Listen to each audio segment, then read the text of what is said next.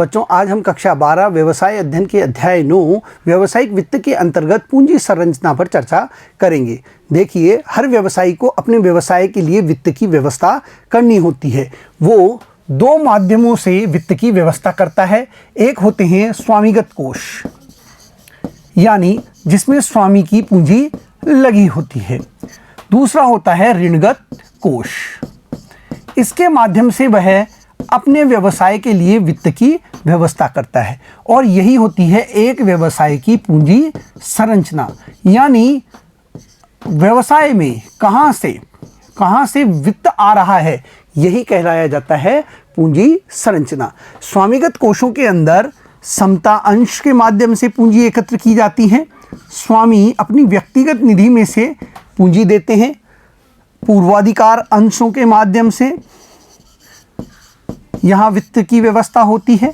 साथ ही साथ लाभांश में से जो आय बचाकर रख ली जाती है संचित आय के नाम से, जो कि पुनर्विनियोग हेतु एक व्यवसाय में लगी होती है, यह भी स्वामित्व कोष के अंतर्गत आती है।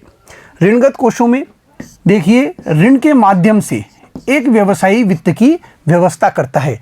यह ऋण वह बैंकों से ले सकता है, किसी वित्तीय संस्थान से प्राप्त कर सकता है। साथ ही साथ यह बॉन्ड्स के रूप में भी धन की व्यवस्था करता है अपने व्यवसाय के लिए। इस प्रकार वह अपने व्यवसाय के लिए पूंजी की व्यवस्था करता है। जो समता अंश होते हैं इन्हें, और पूर्वाधिकार जो अंश होते हैं, इन्हें लाभांश वितरित किया जाता है। इन्हें क्या दिया जाता है? लाभांश दिया जाता है। देखिए, अंशधारियों को लाभांश तभी दिया जाता है जब लाभ होता है, और यह व्यवसायी के ऊपर निर्भर होता है कि कितना लाभांश दिया जाएगा या नहीं दिया जाएगा। संचित आय पर किसी भी लाभांश को देने की आवश्यकता नहीं होती, क्योंकि यह उसी लाभांश का एक हिस्सा होता है जो कि व्यवसाय में पुनर्विनियोग हेतु रख लिया जाता है। ऋणों पर देखिए, जो ये ऋण होते हैं इन पर हमेशा ब्याज देना होता है। यहाँ पर ब्याज देना बहुत ही आवश्यक होता है। एक निर्धारित अवधि पर निर्धारित दर से ब्याज का भुगतान किया जाता है। साथ ही साथ जब निश्चित समय पूरा हो जाता है ऋणों का, तब मूलधन को भी वापस लौटाया जाता है। जितनी राशि ऋण के रूप में ली गई थी उसको भी वापस लौटाना होता है। देखिए, यहाँ पर अगर हम लागत की दृष्टि से देखें तो ऋणों से जब हम धन प्राप्त करते हैं तो उस पर लागत बहुत कम आती है, जबकि जो ये स्वामीगत कोष हैं इनसे धन एकत्र करने पर समतांश, पूर्वाधिकार अंशों के माध्यम से धन एकत्र करने पर लागत ज़्यादा आती है। इसी प्रकार अगर इनमें जोखिम को देखें तो बिल्कुल उल्टा हो जाता है। देखिए, जोखिम की दृष्टि से जो ये अंश होते हैं इन पर बहुत कम जोखिम होता है, जबकि जो ऋण होते हैं इनमें जोखिम ज़्यादा होता है, ज़्यादा वहन किया जाता है। देखिए बच्चों, यहाँ पर यह समझ लेना आवश्यक है कि जब भी व्यवसायी अपनी पूंजी की व्यवस्था करता है, चाहे वह स्वामीगत कोष के माध्यम से करे, चाहे वह ऋणगत कोष के माध्यम से व्यवस्था करे, उसका लक्ष्य होता है अंशधारियों की आय में अधिकतम वृद्धि करना। यानी किस प्रकार वह अपने जो अंशधारी हैं उनकी आय में अधिक से अधिक वृद्धि करे। इसको एक और देख लेते हैं। देखिए बच्चों, इसको हम 3 स्थितियों के आधार पर देखेंगे कि किसमें क्या आय होगी एक अंशधारी को। पहली स्थिति के अंदर व्यवसायी केवल अंशों के माध्यम से, यानी समता अंशों के माध्यम से, केवल समता अंशों के माध्यम से क्या करेगा? धन प्राप्त कर रहा है। तो इससे आय में कितनी वृद्धि होगी, इसके बारे में भी हम देखेंगे कि उसकी आय में कितनी वृद्धि होगी।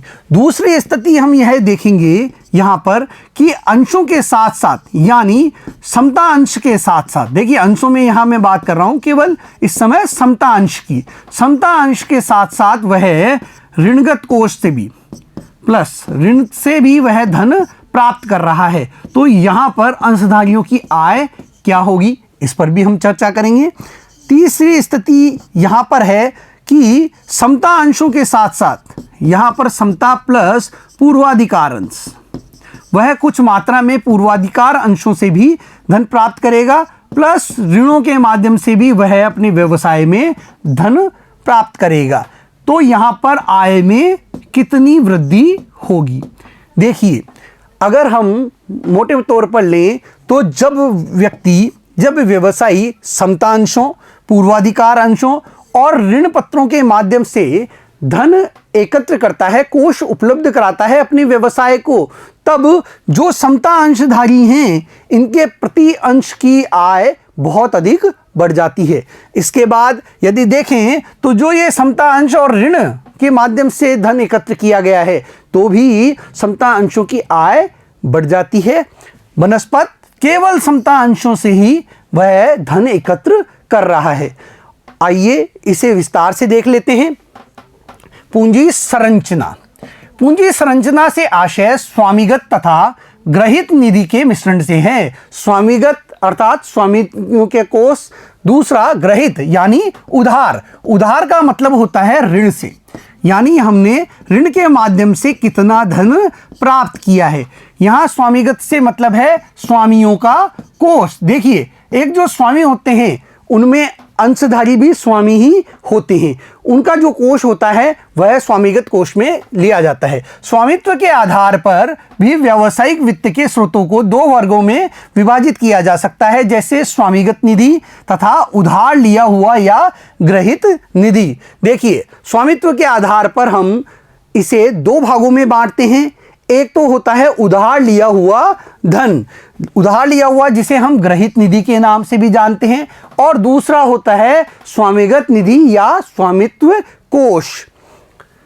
स्वामीगत निधि में समता अंश, पूर्वाधिकार अंश तथा संचय एवं आधिक्य अथवा प्रतिधारित उपार्जन सम्मिलित होते हैं। देखिए, इसमें समता अंश सम्मिलित होते हैं, इसमें पूर्वाधिकार अंश सम्मिलित होते हैं, जिन्हें समता अंशधारियों से पहले अधिकार प्राप्त होते हैं। यदि लाभांश का वितरण किया जाएगा तो पहले पूर्वाधिकार अंशधारियों को लाभांश का वितरण होता है। साथ ही साथ इसमें संचय, जिसे हम आधिक्य के नाम से भी जानते हैं, प्रतिधारित उपार्जन के नाम से भी जानते हैं, यानी लाभांश का वह हिस्सा जो कि वितरित नहीं किया गया है और पुनर्विनियोग के लिए व्यवसाय में रख लिया गया है, यह भी स्वामीगत निधि के अंतर्गत आता है।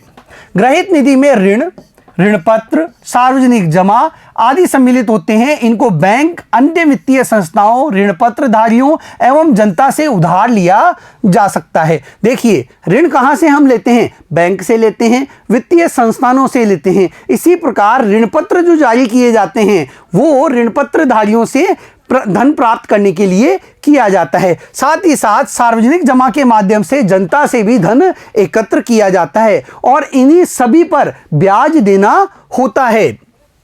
ऋण समता अनुपात की गणना इस प्रकार होती है। देखिए, एक व्यवसाय में कितना ऋण लिया गया है और कितना स्वामीगत कोष है, इसके लिए एक जो अनुपात होता है वह होता है ऋण समता अनुपात, ऋण बटा समता। इससे यह पता चलता है कि एक व्यवसाय में कितना धन ऋण से लिया गया है और कितना धन समता के रूप में लिया गया है, स्वामीगत कोषों के रूप में वहां पर है। फर्म के दृष्टिकोण से ऋण तथा समता दोनों की लागत तथा जोखिम में महत्वपूर्ण अंतर होता है। देखिए, एक संगठन के दृष्टिकोण से अगर हम देखें तो जो ऋण होता है और जो समता होते हैं, स्वामीगत कोष होते हैं, उनमें लागत और जोखिम दोनों ही अलग अलग होते हैं। यहां पर हम देखें तो ऋणों से जब हम धन प्राप्त करते हैं, ऋण पत्र के माध्यम से बात कर लें, चाहे बैंक से लोन लेने की बात कर लें, चाहे सार्वजनिक जमा की बात कर लें, चाहे बॉन्ड्स के माध्यम से हम धन एकत्र कर रहे हों, तो यहां पर ऋण की जो लागत आती है वो बहुत कम आती है। जबकि जो समता अंश हैं, चाहे पूर्वाधिकार अंश हैं, इनसे धन एकत्र करने पर लागत ज्यादा आती है। इसी प्रकार इनमें जोखिम को देखें तो ऋणों से जो जोखिम है वह ज्यादा होता है। एक संगठन पर जोखिम बहुत अधिक बढ़ जाता है, वित्तीय जोखिम बहुत उपस्थित होता है ऋणों से धन प्राप्त करने में। जबकि समता या पूर्वाधिकार अंशों से जब हम धन प्राप्त करते हैं तो उसमें जोखिम बहुत कम होता है। एक फर्म में समता की अपेक्षा ऋण की लागत कम होती है। उधारदाता महाजन का जोखिम अंशधारियों के जोखिम से कम होता है और जो उधारदाता होता है उसका जोखिम अंशधारियों के जोखिम से कम होता है। देखिए, यहां पर अगर हम उधारदाता के दृष्टिकोण से देखें तो उसका जोखिम कम होता है, क्योंकि उसे समय समय पर ब्याज मिलता रहता है। लेकिन जब हम फर्म के दृष्टिकोण से देखते हैं तो ऋण लेना फर्म के लिए जोखिम भरा होता है। यदि समय पर ऋण का भुगतान नहीं किया गया, उसके ब्याज का भुगतान अगर समय पर नहीं किया जा रहा है, तो वह संगठन के हित में नहीं होता है। यहां दो बातें हैं फर्म के दृष्टिकोण से। देखिए, यहां पर हम दो बातें देख लेते हैं। फर्म के दृष्टिकोण से जो ऋण हैं वह जोखिम भरे होते हैं। ऋण क्या होते हैं? जोखिम भरे होते हैं, जोखिम बहुत ज्यादा होता है। जबकि यहीं पर अगर हम जो उधारदाता है, ऋणदाता है, देखिए उधारदाता के दृष्टिकोण से अगर देखेंगे तो जो ये ऋण है, जो उससे हमने ऋण लिया है, यह कम जोखिम भरा होता है। क्योंकि उधारदाता को तो क्या मिलता रहता है? समय समय पर ब्याज मिलता रहता है। देखिए, समय समय पर उसे ब्याज की राशि प्राप्त होती रहती है और उसका मूलधन भी एक निश्चित समय पर चुकाना होता है, जरूरी हो जाता है एक संगठन के लिए। और फर्म के दृष्टिकोण से यह जोखिम भरा इसलिए होता है, इसमें अधिक जोखिम इसलिए होती है क्योंकि उसे निश्चित समय पर ब्याज देना होता है और ऋण की पूरी अवधि हो जाने पर उसे पूरे धन का वापस भुगतान करना होता है। उधारदाता एक निश्चित राशि ब्याज के रूप में पाते हैं तथा एक निश्चित समय के उपरांत उन्हें अपनी विनिवेशित राशि का भी भुगतान प्राप्त हो जाता है। अतः उनकी आय की मांग निम्न दर की होती है, इसलिए उनका जोखिम भी क्या हो जाता है? कम होता है। उधारदाता का जोखिम कम होता है।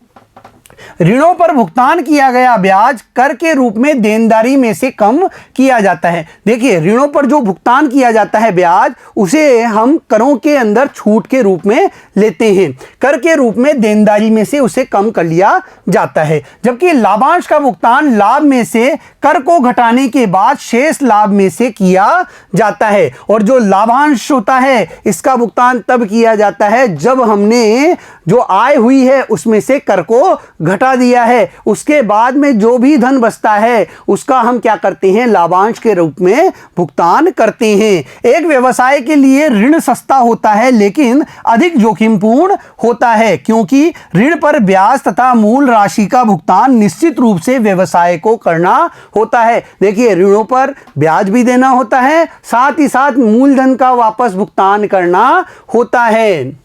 समता की दशा में ऐसी कोई बाध्यता नहीं होती और जब स्वामिगत कोषों से हम धन एकत्र करते हैं, चाहे वो समता अंश हो चाहे वो पूर्वाधिकार अंश हो, वहां पर ऐसी कोई बाध्यता नहीं होती। लाभांश का भुगतान जरूरी नहीं है कि किया ही जाए, यह अनिश्चित होता है। लाभ अधिक हुआ तो संगठन के द्वारा लाभांश का भुगतान कर दिया जाता है। समता पूंजी को व्यवसाय के लिए जोखिम रहित समझा जाता है और जो यह समता पूंजी होती है इसे व्यवसाय के लिए जोखिम रहित माना जाता है। ऋणों का अधिक उपयोग एक व्यवसाय का स्थायी व्यय बढ़ाता है और यदि ऋणों से अधिक मात्रा में धन हम एकत्र कर रहे हैं तो वह व्यय के रूप में देखा जाता है, वह एक व्यवसाय पर व्यय के रूप में होता है। परिणाम स्वरूप ऋणों का बढ़ता हुआ उपयोग व्यवसाय का वित्तीय जोखिम में भी वृद्धि करता है और यदि व्यवसाय बहुत अधिक मात्रा में ऋण ले लेता है तो वह व्यवसाय पर जोखिम के रूप में देखा जाता है। यह वित्तीय जोखिम होता है क्योंकि उस पर निश्चित समय के बाद में ब्याज देना ही होता है, चाहे लाभ हो चाहे न हो। संगठन हानि में जा रहा है तो भी उसे ब्याज का भुगतान अवश्य करना होता है। तो यह एक वित्तीय जोखिम पैदा कर देता है एक संगठन के सामने। व्यवसाय की पूंजी संरचना इस प्रकार लाभदायकता तथा वित्तीय जोखिम दोनों को प्रभावित करती है कि व्यवसाय में पूंजी की संरचना कैसी होगी, यह उसकी लाभदायकता साथ ही जोखिम को भी प्रभावित करती है, जोखिम से प्रभावित होती है। पूंजी संरचना को सर्वोत्तम तब कहा जाएगा जब ऋण तथा समता का अनुपात ऐसा होगा जिसमें समता अंशों के मूल्य में वृद्धि होती है। देखिए, पूंजी संरचना कब अच्छी मानी जाएगी? जब जो हमारे समता अंशधारी हैं उनके आय में वृद्धि हो, उनके जो समता अंश हैं उनके बाजार के मूल्य में वृद्धि यदि होती रहती है तो इससे उनकी आय भी बढ़ेगी और यह संगठन के हित में माना जाता है। अर्थात पूंजी संरचना से संबंधित सभी निर्णय ऐसे हों जिससे अंशधारियों की पूंजी में वृद्धि हो, यानी पूंजी संरचना के संबंध में ऐसा निर्णय लिया जाए जिससे कि अंशधारियों की जो पूंजी है, जो उनकी आय है, उसमें वृद्धि होती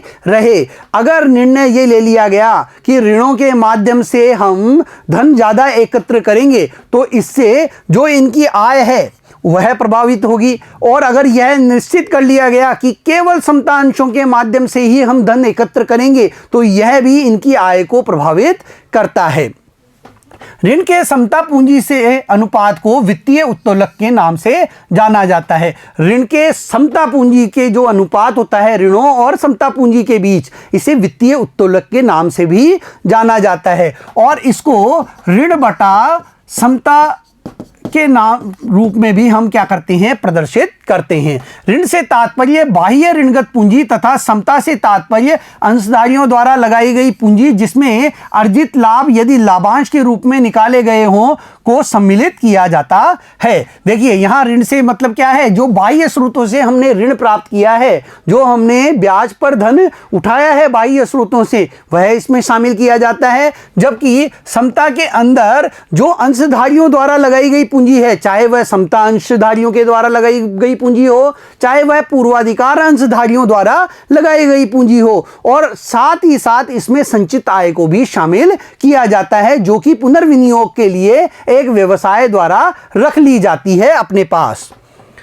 जब वित्तीय उत्तोलक बढ़ती है तो निधि की लागत घटती है, और जैसे जैसे ऋण और समता के बीच में जो ये अनुपात है ये बढ़ता जाता है तो निधि की लागत भी घटती जाती है, क्योंकि ऋणों से बहुत अधिक मात्रा में धन प्राप्त किया जाने लगता है, क्योंकि सस्ते ऋणों का उपयोग अधिक होता है। क्योंकि इसमें क्या होता है, ऋण जब ज़्यादा होने लगते हैं तो वित्तीय उत्तोलक क्या है, बढ़ने लगता है, और सस्ते ऋणों का उपयोग अधिक होने पर ही यह स्थिति आती है।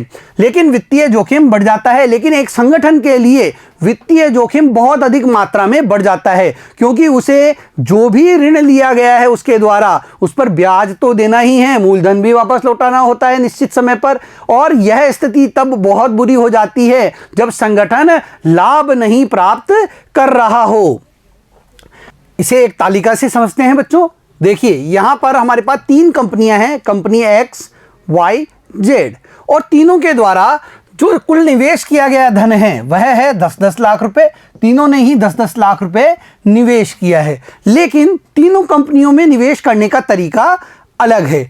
जो कंपनी एक्स है इसने समता पूंजी 10 रुपए के मूल्य के अंशों के रूप में 10 लाख रुपए पूरे ही निवेश किए हैं, मतलब 10 लाख रुपए पूरे ही प्राप्त किए हैं। और कंपनी वाई में 5 लाख रुपए इस तरीके से आए हैं समता पूंजी के माध्यम से, और कंपनी जेड में 2 लाख रुपए इस प्रकार से अर्जित किए गए हैं समता पूंजी के माध्यम से। इसी प्रकार जो 12% पूर्वाधिकार अंश पूंजी 10 रुपए के मूल्य के अंशों के रूप में है, यह कंपनी जेड ने 3 लाख रुपए इससे धन एकत्र किया है। इस पर प्रति जो भी पूर्वाधिकार अंश होगा उस पर 12% के रूप में उसे क्या देना होगा, लाभांश देना होगा। 10% वाले ऋण पत्र, यानी 10% ब्याज की दर के जो ऋण पत्र हैं वो कंपनी एक्स द्वारा कोई भी इस प्रकार से धन एकत्र नहीं किया गया है, और कंपनी वाई ने 5 लाख रुपए इस माध्यम से धन एकत्र किया है, ऋण पत्रों के माध्यम से, ऋणों के माध्यम से। कंपनी जेड ने भी 5 लाख रुपए ही इससे अर्जित किए हैं। इस प्रकार उन्होंने निवेश के लिए 10-10 लाख रुपए तीनों कंपनियों ने एकत्र किए हैं और निवेश किया है अपने व्यवसाय में। ब्याज और कर से पूर्व आय 2.5 लाख रुपए है तीनों की ही 25% की दर से, घटाया ऋणों पर ब्याज। अब इसमें जो हमने ऋण लिए थे उस पर हम ब्याज घटाते हैं। देखिए कंपनी एक्स ने कोई ऋण नहीं लिया तो किसी भी प्रकार का ब्याज नहीं घटाया गया। कंपनी वाई द्वारा 50,000 रुपए और कंपनी जेड द्वारा 50,000 रुपए ब्याज के रूप में घटाया गया है, क्योंकि जो ब्याज थी उसकी दर थी 10% थी। इसी प्रकार ब्याज के पश्चात और कर से पूर्व आय, देखिए कंपनी एक्स के पास 2.5 लाख रुपए हैं, कंपनी वाई के पास 2 लाख रुपए और कंपनी जेड के पास 2 लाख रुपए है, जिसमें से कर घटाना है। घटाया कर 40% की दर से कर लगा है आय पर। तो यहां पर 2.5 लाख पर 40% हुआ 1 लाख रुपए, और इसी प्रकार वाई का 40% हुआ 2 लाख पर 80,000 रुपए, और वहां भी कंपनी जेड के लिए भी हुआ 80,000 रुपए कर। इसे घटाने के बाद में समता व पूर्वाधिकार अंशधारियों के लिए उपलब्ध राशि देखिए, कंपनी एक्स में 1.5 लाख रुपए बचे हैं, कंपनी वाई के लिए 1,20,000 और कंपनी जेड के लिए भी 1,20,000 रुपए अंशधारियों के लिए बचे हैं। यहां पर पूर्वाधिकार अंशों पर लाभांश जब हम वितरित करते हैं तो कंपनी एक्स और कंपनी वाई किसी भी प्रकार का लाभांश नहीं देती, क्योंकि इन्होंने पूर्वाधिकार अंशधारियों से किसी भी प्रकार की राशि एकत्र नहीं की थी निवेश हेतु। और कंपनी जेड ने 36,000 रुपए इस पर क्या दे दिया है, उन्हें लाभांश दे दिया है पूर्वाधिकार अंशधारकों को। समता अंशधारियों के लिए उपलब्ध राशि देखिए, कंपनी एक्स में 1.5 लाख रुपए, कंपनी वाई में 1,20,000, कंपनी जेड में 84,000 रुपए समता अंशधारियों के लिए क्या बचा है, धन बचा है लाभांश वितरण हेतु। यहां पर समता अंशों की संख्या देखें तो देखिए, कंपनी एक्स ने 10 रुपए मूल्य के जो समता अंश जारी किए थे और 10 लाख रुपए एकत्र किए थे, तो यहां पर उनके अंशधारी कितने हैं, 1 लाख। इसी प्रकार कंपनी वाई के पास 50,000 अंशधारी हैं और कंपनी जेड के पास 20,000 अंशधारी हैं। यहां पर प्रति अंश आय हम देखते हैं कि यहां पर कंपनी एक्स की जो प्रति अंश आय है वह 1.5 रुपये है, 1 रुपया 50 पैसा। 1 लाख अंशधारी थे, उनमें 1.5 लाख रुपए बांटा गया, तो प्रति अंश कितना आया, 1 रुपया 50 पैसे आया। इसी प्रकार जब वाई कंपनी ने लाभ वितरण किया तो प्रति अंश आय हुई 2 रुपये 40 पैसे, और कंपनी जेड में आय बढ़कर हो गई 4 रुपये 20 पैसे। देखिए यहां पर कंपनी एक्स जो है उसको जो प्रति अंश आय हुई है वह 1 रुपया 50 पैसे हुई है, क्योंकि उसने केवल समता अंशों के माध्यम से निवेश हेतु धन प्राप्त किया था। पूरा धन समता अंश के माध्यम से उसने प्राप्त किया। और कंपनी वाई द्वारा समता अंश और ऋण पत्रों के माध्यम से क्या है, धन एकत्र किया गया, तो वहां पर जो प्रति अंश आय है वह भी बढ़ गई, 2 रुपये 40 पैसे हो गई।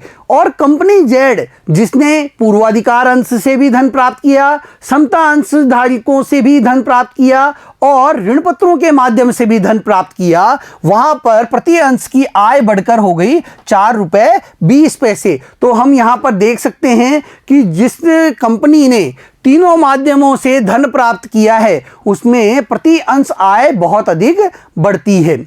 आगे देखते हैं बच्चों, ऋण के अधिक मात्रा में प्रयोग से विनियोग पर आय तथा ऋण की लागत का यह अंतर प्रति अंश आय में वृद्धि करता है। देखिए ऋण के जब हम अधिक मात्रा में प्रयोग करते हैं तो जो विनियोग पर आय है, निवेश पर जो आय है और ऋण की जो लागत है, यह अंतर प्रति अंश आय में वृद्धि करने में सहायक होता है। यह वित्तीय उत्तोलक की अनुकूल स्थिति है और यह वित्तीय उत्तोलक की अनुकूल स्थिति मानी जाती है, क्योंकि इसमें अंशधारियों की आय में वृद्धि होती है। ऐसी अवस्था में कंपनी प्राय ईपीएस वृद्धि करने के लिए सस्ते दर की ब्याज पर अधिक ऋण लेती है। देखिए ईपीएस का मतलब होता है अर्निंग पर शेयर्स, यानी प्रति अंश आय में वृद्धि करने के लिए जो कंपनियां हैं वे सस्ते दर पर ऋण लेने का कार्य करती है, कम से कम ब्याज दर पर अधिक से अधिक ऋण लेने का कार्य करती है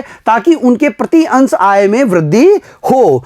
इसको समता पर व्यापार कहते हैं और इस स्थिति को क्या कहा जाता है, समता पर व्यापार कहा जाता है। ऋण अधिक है, क्यों, क्योंकि कम ब्याज दर पर ऋण लिए गए हैं और इससे अंशधारकों की आय में वृद्धि हो रही है। समता पर व्यापार से आशय समता अंशधारियों द्वारा अर्जित लाभ में वृद्धि का होना है। देखिए समता पर व्यापार क्या है कि जो समता अंशधारी हैं उनके प्रति अंश आय में वृद्धि हो, अधिक से अधिक उनका आय बढ़ता रहे, यही होता है समता पर व्यापार, जिसका कारण स्थायी वित्त व्यय जैसे ब्याज की मात्रा को परिरक्षित रखना है।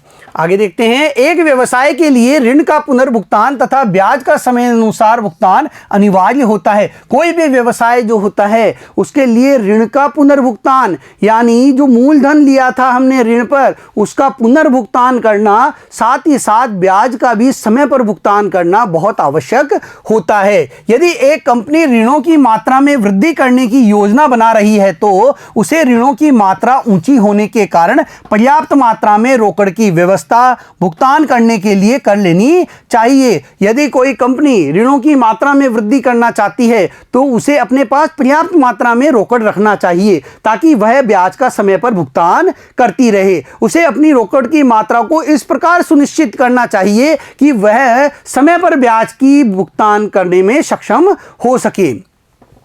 पूंजी संरचना को प्रभावित करने वाले कारक। देखिए, किसी भी व्यवसाय की पूंजी संरचना को कुछ कारक प्रभावित करते हैं। कौन कौन से कारक हैं? पहला है रोकड़ प्रवाह स्थिति। एक संगठन में रोकड़ प्रवाह की स्थिति कैसी है? क्योंकि हर संगठन को रोकड़ की बहुत आवश्यकता होती है अपने दैनिक क्रियाकलापों के लिए। उसे अपनी संगठन को आगे ले जाने के लिए रोकड़ की आवश्यकता होती है। तो इसके लिए संगठन में रोकड़ प्रवाह स्थिति कैसी है, यह भी बहुत महत्वपूर्ण हो जाता है पूंजी संरचना के लिए।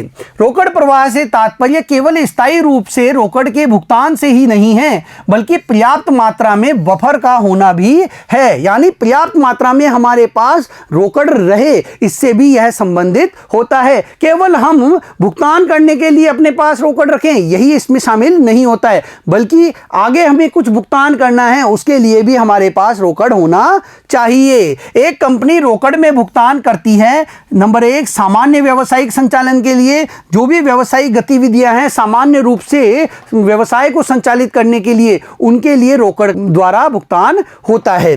स्थायी संपत्तियों में निवेश के लिए, साथ ही साथ जो रोकड़ है वह स्थायी संपत्तियों में निवेश के लिए भी एक व्यवसाय में होती हैं। तीसरा, ऋणों पर ब्याज के भुगतान के लिए तथा ऋण के मूलधन के पुनर्भुगतान के लिए। एक संगठन में ऋणों पर जो ब्याज होता है उसके भुगतान के लिए, साथ ही जो मूलधन होता है उसके पुनर्भुगतान के लिए भी रोकड़ होना बहुत जरूरी होता है। इसके रोकड़ के द्वारा ही भुगतान किया जाता है एक फर्म के द्वारा। ब्याज आवरण अनुपात ICR। ब्याज आवरण अनुपात से तात्पर्य है कि कंपनी का ब्याज तथा कर काटने से पूर्व लाभ की मात्रा ब्याज से कितने गुना अधिक थी, यानी ब्याज और कर काटने से पहले जो आय थी वह ब्याज से कितना गुना अधिक है। यह भी एक संगठन के पूंजी संरचना को प्रभावित करता है। इसकी गणना निम्न प्रकार से की जाती है। ब्याज आवरण अनुपात EBIT, अर्थात आय ब्याज व कर काटने से पूर्व बटा ब्याज।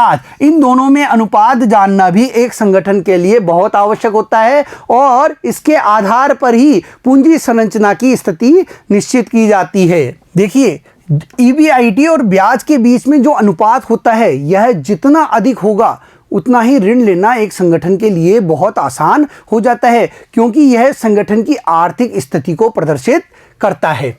यह अनुपात जितना अधिक होता है, कंपनी की आर्थिक दशा ब्याज का भुगतान करने के लिए उतनी ही सुदृढ़ समझी जाती है, उतनी ही मजबूत समझी जाती है कि जो संगठन है वह ऋण अधिक से अधिक ले सकता है और उसके ब्याज का भुगतान भी समय पर कर सकता है। अगला है ऋण सेवा आवरण अनुपात, DSCR। ऋण सेवा आवरण अनुपात उन कमियों पर ध्यान देता है जो ब्याज आवरण अनुपात में होती है। यह ब्याज आवरण अनुपात की कमियों को दूर करने का कार्य करता है। इसकी गणना निम्न प्रकार की जाती है। कर के बाद आय हाश ब्याज नॉन रोकड़ व्यय को जोड़ा जाता है और उसमें पूर्वाधिकार लाभांश प्लस ब्याज प्लस दायित्वों का भुगतान का भाग दिया जाता है। इस प्रकार यह अनुपात ज्ञात किया जाता है। एक उच्च DSCR रोकड़ की उपलब्धता, निरंतरता व कंपनी की ऋण को बढ़ाने की क्षमता को प्रदर्शित करता है। यदि DSCR यानी ऋण सेवा आवरण अनुपात बहुत अच्छा है तो कंपनी में रोकड़ की उपलब्धता अच्छी मानी जाती है, साथ ही वह निरंतर रूप से एक संगठन में प्रवाहित होती रहती है और कंपनी की जो ऋण को बढ़ाने की क्षमता है वह भी अच्छी मानी जाती है कि कंपनी ऋण पर अधिक धन एकत्र कर सकती है। निवेश पर आय ROI। देखिए, यदि कंपनी की निवेश पर आय ऊंची दर की है तो प्रति अंश आय को बढ़ाने के लिए कंपनी समता पर व्यापार के उपयोग का चुनाव कर सकती है। यदि निवेशित की गई राशि पर आय बहुत अच्छी हो रही है, ऊंची दर से आय प्राप्त हो रही है, तो कंपनी समता पर व्यापार को प्राथमिकता दे सकती है। वह अंशों के साथ साथ ऋणों के माध्यम से भी धन एकत्र करके निवेश कर सकती है। अर्थात इसके ऋण उपयोग की योग्यता उच्च श्रेणी की है। अर्थात इससे यह माना जाता है कि संगठन की ऋण लेने की जो क्षमता है, योग्यता है, वह अच्छी कोटि की है, उच्च श्रेणी की है। ऋण की लागत, देखिए, एक यह भी देखा जाता है कि जो ब्याज की दर है वह कैसी है। यदि संगठन को 10% वार्षिक की दर से 1 करोड़ रुपए प्राप्त हो रहा है, वहीं संगठन को 6% वार्षिक की दर से 10 करोड़ रुपए प्राप्त हो रहा है, या इससे कहीं अधिक 2 करोड़ रुपए भी प्राप्त हो रहा है, तो संगठन कम ब्याज दर पर अधिक धन लेने का इच्छुक होता है। तो जो ऋण की लागत होती है, कितना हमें ब्याज का भुगतान करना होगा, कितनी दर से करना होगा, यह भी पूंजी अनुपात को, पूंजी संरचना को प्रभावित करता है। एक कंपनी द्वारा नीची ब्याज की दर पर ऋण लेना उसकी ऊंची दर से ऋण विनियोजन क्षमता को प्रदर्शित करता है। यदि नीची दर की ब्याज पर ऋण लिए जा सकते हो तो अधिक मात्रा में ऋणों का उपयोग किया जा सकता है। देखिए, यदि कम ब्याज दर पर अधिक ऋण मिल रहे हो तो संगठन द्वारा उसे प्राथमिकता दी जाती है बनस्पत अधिक ब्याज दर पर कम ऋण लेने के। कर दर, देखिए, ऋण पर ब्याज कर को कम करने वाला व्यय है। देखिए, ऋण पर जो ब्याज दिया जाता है उसको आय में से घटाने के बाद जो आय बचती है उसी पर कर दिया जाता है। यदि कर की दर बहुत अधिक है तो संगठन ऋण लेकर ब्याज देना पसंद करते हैं उस कर की दर को भुगतान करने की अपेक्षा। कर की ऊंची दर ऋणों को अपेक्षाकृत सस्ता करती है तथा समता में वृद्धि को आकर्षित करती है। देखिए, कर की ऊंची दर होने पर ऋणों को सस्ता माना जाता है। यदि कर की दर बहुत ऊंची है तो ऋण पर धन लेना बहुत सस्ता मानते हुए संगठन उसे प्राथमिकता देते हैं और समता पर व्यापार करना चाहते हैं। समता की लागत, अंशधारी अपने द्वारा धारित अंश पूंजी पर उसके द्वारा उठाए गए जोखिम के अनुपात में आय प्राप्त करने की अपेक्षा करता है। हर अंशधारी यह चाहता है कि उसने जो अंश खरीदने में धन निवेश किया है उस पर अच्छा आय उसे प्राप्त होती रहे, उसे अच्छा लाभ उसे मिलता रहे, यह उसकी अपेक्षा होती है। जब कंपनी ऋण की मात्रा में वृद्धि करती है तो अंशधारियों की वित्तीय जोखिम जिसे वे उठा रहे हैं में भी वृद्धि हो जाती है। देखिए, जब भी कोई संगठन ऋण लेता है तो ऋणों के बदले में उसे अपनी कोई न कोई परिसंपत्ति या संपत्ति गिरवी रखनी पड़ती है, जमानत के तौर पे रखनी पड़ती है। इससे अंशधारियों का जोखिम और अधिक बढ़ जाता है। अंशधारियों की संपदा में अधिकतम वृद्धि करने या अंशधारियों को अधिकतम लाभान्वित करने के लिए ऋणों का उपयोग एक निश्चित बिंदु तक ही करना चाहिए। इसलिए संगठन को अपने अंशधारियों का ध्यान रखते हुए जो ऋण हैं उनका एक निश्चित बिंदु तक ही प्रयोग करना चाहिए, उनसे निश्चित बिंदु तक ही धन अर्जित करना चाहिए, प्राप्त करना चाहिए।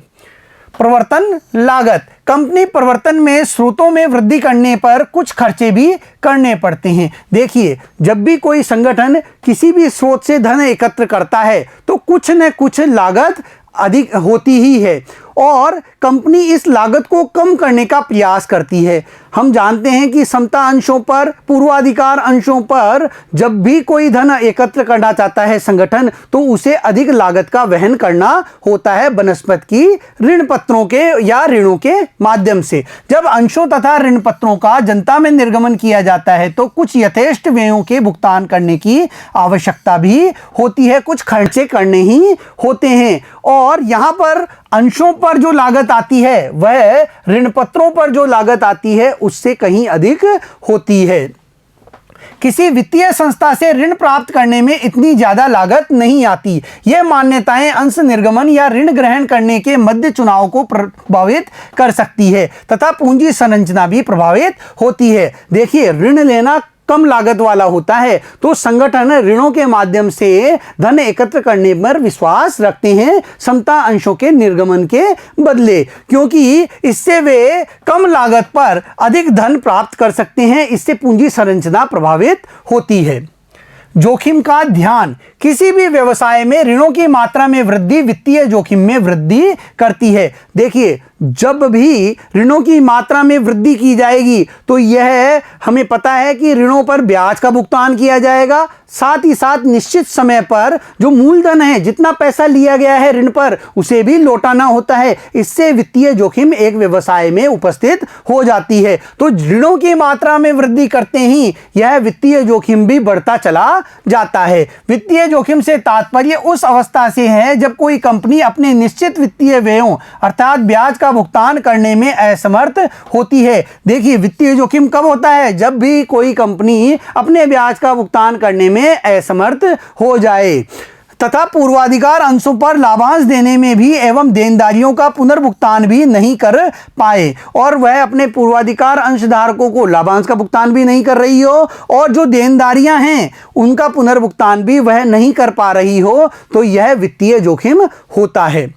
सभी व्यवसायों की संचालन जोखिम भी होती है, जिन्हें व्यावसायिक जोखिमों के नाम से भी पुकारते हैं। और जब व्यवसाय संचालित होते हैं तो कुछ व्यावसायिक जोखिमें भी उसमें उत्पन्न होती हैं। व्यावसायिक जोखिम स्थायी संचालन लागतों पर निर्भर करती है। ऊंची दर की स्थायी संचालन लागत का परिणाम ऊंची दर की व्यावसायिक जोखिम होता है या इसके विपरीत क्रम में होता है। देखिए, व्यावसायिक जोखिम स्थायी संचालन लागतों से उत्पन्न होता है, और ये लागतें क्या हैं? जैसे बीमा करवाना, जैसे वेतन देना, जैसे भवन का किराया देना, ये इसमें शामिल होते हैं। तो अगर ये इनकी दर ऊंची है तो व्यावसायिक जोखिम होता है, जो कि एक संगठन के लिए बड़ा हानिकारक होता है, और यह भी पूंजी संरचना को प्रभावित करता है। यदि किसी फर्म की व्यावसायिक जोखिम नीची दर की है तो इसकी ऋण उपयोग क्षमता ऊंची दर की होगी या इसके विपरीत क्रम में होगी। यदि किसी संगठन में जो स्थायी संचालन लागतें हैं, जो ये व्यावसायिक जोखिमें हैं, ये नीची दर की हैं, तो वह संगठन ऋण उपयोग अच्छी दर से कर सकता है, ऊंची दर से कर सकता है।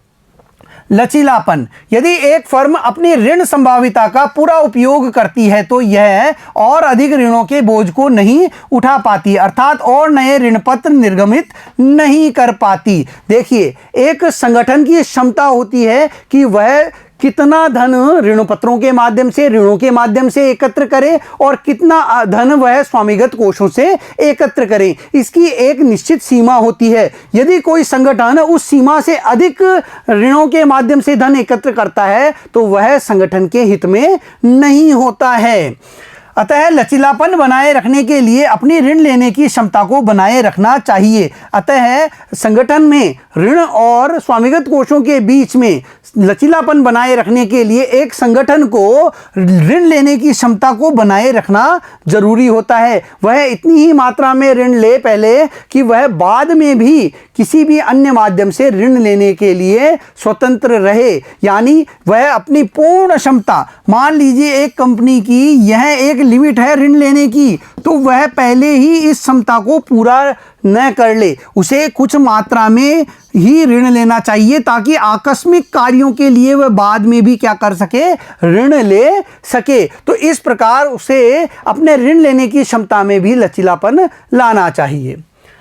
नियंत्रण, ऋण पत्र प्राय नियंत्रण को कमजोर करने का कारण नहीं होते। देखिए, ऋणों के माध्यम से जब भी हम धन प्राप्त करते हैं तो वे संगठन में प्रबंधन के नियंत्रण को प्रभावित नहीं करते हैं। एक कंपनी का समता अंशों में सार्वजनिक निर्गमन कंपनी में प्रबंधन की पकड़ को कमजोर करता है और इस कमजोरी की हालत में दूसरों को अधिकार में लेने के योग्य बनाता है, और इस कमजोरी के कारण दूसरे क्या है, अधिकार में आ जाते हैं, अधिकार प्राप्त कर लेते हैं जब भी समता अंशों का निर्गमन किया जाता है। देखिए, जितने अधिक अंशधारी होंगे उतना ही नियंत्रण प्रभावित होता रहता है।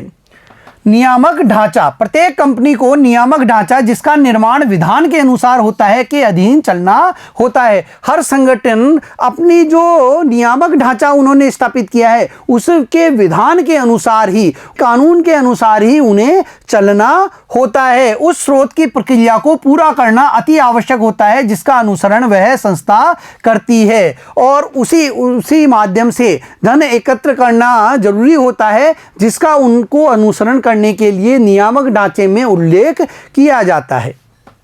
शेयर बाजार की दशाएं, देखिए शेयर बाजार की दशाएं भी पूंजी संरचना को प्रभावित करती है। यदि शेयर बाजार में शेयरों का मूल्य बहुत अच्छा मिल रहा है तो ऐसे में शेयरों के माध्यम से धन ज़्यादा प्राप्त कर लिया जाता है। लेकिन यदि शेयर बाजार अवनति के दौर में है, वहाँ पर जो शेयर हैं उनके बाजार मूल्य में लगातार गिरावट हो रही है, तो कोई भी संगठन अंशों के माध्यम से धन एकत्र नहीं कर पाएगा। यदि शेयर बाजार की दशा ऊंची है अर्थात शेयर बाजार में तेजड़ियों का बोलबाला है तो समता अंशों का विक्रय सुगम होता है। आर्थिक मंदी के समय एक कंपनी के लिए समता पूंजी का जुटा पाना जटिल कार्य होता है तथा प्राय कंपनियां ऋण लेना ही बेहतर समझती हैं। देखिए जब भी भाव तेजी से ऊपर बढ़ रहे होते हैं तब समता अंशों का बेचना बहुत आसान हो जाता है। समता अंश आसानी से बेचे जा सकते हैं, उनका निर्गमन आसान हो जाता है, लोग उसे अधिक से अधिक मात्रा में खरीदते हैं। लेकिन यही शेयर बाजार जब नीचे गिर रहा होता है, अवनति की ओर होता है, तो कोई भी समता अंशों को नहीं खरीदता है। ऐसे में समता अंशों के निर्गमन द्वारा राशि प्राप्त करना जटिल कार्य माना जाता है। तो कंपनियां क्या है, ऋणों के माध्यम से ही ऋणों से धन एकत्र करना अच्छा समझती हैं। शेयर बाजार की दशाएं कंपनी को समता पूंजी अथवा ऋण दोनों में से एक के चुनाव के लिए विवश करती हैं अर्थात चुनाव को प्रभावित करती है। और ये जो शेयर बाजार की दशाएं होती है इससे भी पूंजी संरचना प्रभावित होती है। अन्य कंपनियों की पूंजी संरचना, देखिए एक व्यवसाय को उसकी स्वयं की ही पूंजी संरचना प्रभावित नहीं करती, अन्य कंपनियों की जो पूंजी संरचना है वह भी उसे प्रभावित करती है। पूंजी संरचना नियोजन में एक उपयोगी मार्गदर्शक अन्य कंपनियों का जो इसी प्रकार के व्यवसाय में संलग्न है का ऋण क्षमता अनुपात है। दूसरी फर्मों का जो उसी प्रकार का व्यवसाय कर रही है उसमें ऋण क्षमता अनुपात कैसा है, यह भी एक संगठन की पूंजी संरचना को प्रभावित करता है। प्रत्येक कंपनी के अपने कुछ नियम होते हैं जो मदद कर सकते हैं और ऐसी स्थिति में प्रत्येक कंपनी अपने जो नियम हैं उनकी पालना करके इस स्थिति से बच सकती है। अन्य जो कंपनियों का प्रभाव है उससे वह बच सकती है, अपनी पूंजी संरचना की स्थिति को सुदृढ़ बना सकती है। देखिए बच्चों, आज के इस वीडियो में हमने पूंजी संरचना के बारे में जानकारी प्राप्त की, यानी एक संगठन में कितना धन स्वामिगत कोष के माध्यम से लिया जाएगा, साथ ही ऋणों के माध्यम से, ऋण पत्रों के माध्यम से, बॉन्ड्स के माध्यम से यहां पर प्राप्त किया जाएगा, इसके बारे में हमने देखा। देखिए बच्चों, यदि संगठन में ऋण क्षमता अनुपात बहुत अच्छा है तो संगठन अच्छी तरीके से प्रगति करता है और अपने अंशधारियों की आय में भी वह वृद्धि करने में सफल हो पाता है। अगले वीडियो में फिर मिलेंगे। धन्यवाद।